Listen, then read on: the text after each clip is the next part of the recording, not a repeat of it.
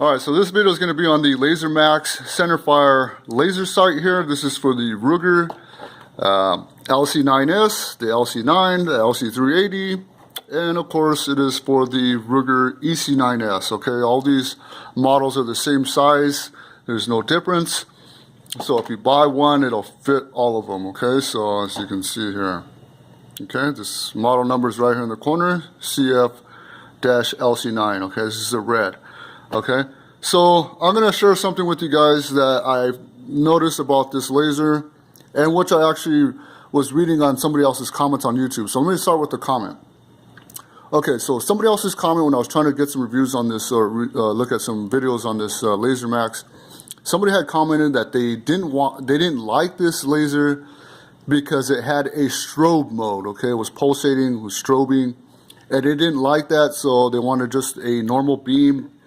So they went ahead and went with the Crimson Trace. Okay, so I don't know if anybody else knows this, but this is very informative here. So I'm just going to tell you that last time I was just holding this button down. Okay, let me go ahead and turn it on. Okay, so there's the laser there. So I was holding my gun, and for some reason I was holding this button down for maybe approximately 7-8 seconds. Okay, 10 seconds at most. And all of a sudden, I started noticing this.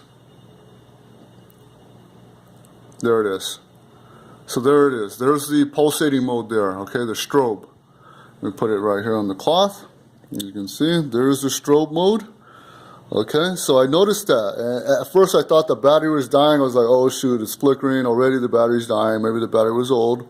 I had a backup spare battery. But then I remember what the guy was saying about the Laser Max strobing like that, so I went ahead and pushed the button again, okay,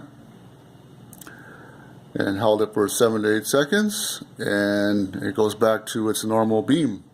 Okay, as you can see, there it is. I'll demonstrate it a couple more times. So hold it down, and there it goes. It starts flashing. So there it is.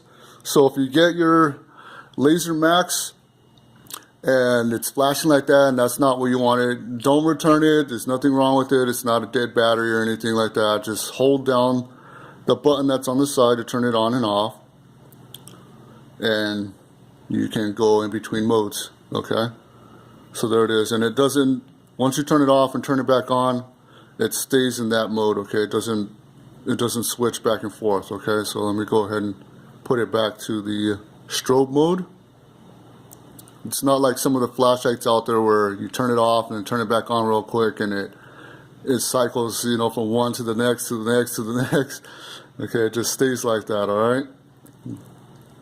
So I'm going to put it back to the normal beam here because that's what I prefer.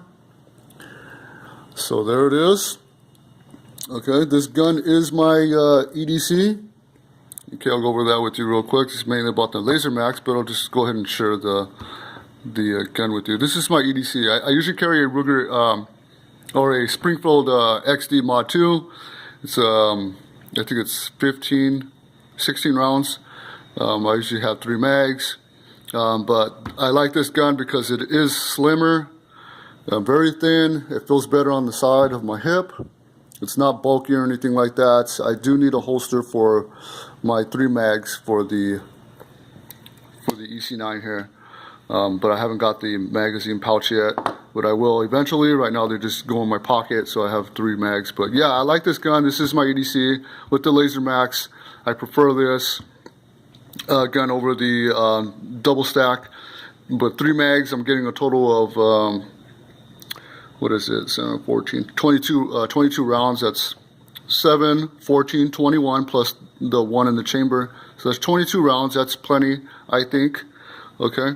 But the reason why I chose the Laser Max is because I didn't want the Crimson Trace, which comes down here and over the grip here. Okay, goes over the trigger guard, then comes down. There's a button that's right here in front of the grip here, so that when you go ahead and grip the gun, the laser comes on. Okay, I didn't like that simply because if I'm holding my gun in my holster and say something happens and I'm being approached, or I'm in a store or something and somebody has a gun and I want to go and grab my gun, well, the thing that's going to happen is I'm going to grip my gun, and then that's going to cause the laser to turn on, and that person may notice a laser either shining on the floor or shining under my shirt or whatever reason.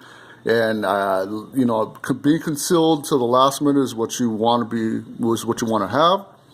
So that's why I chose the Laser Max, because I want to be able to put my hand on my gun, grip it, and then be able to turn my laser on when I go ahead and bring up my gun onto the target, and then put that laser and then engage the target, and you know, disabling the target. You know, so I didn't want that laser shining onto the floor and having a bad guy seeing that laser shine onto the floor, because in most situations where another person knows or sees that you have a gun, what tends to happen is they get scared and then they tend to shoot back real quick.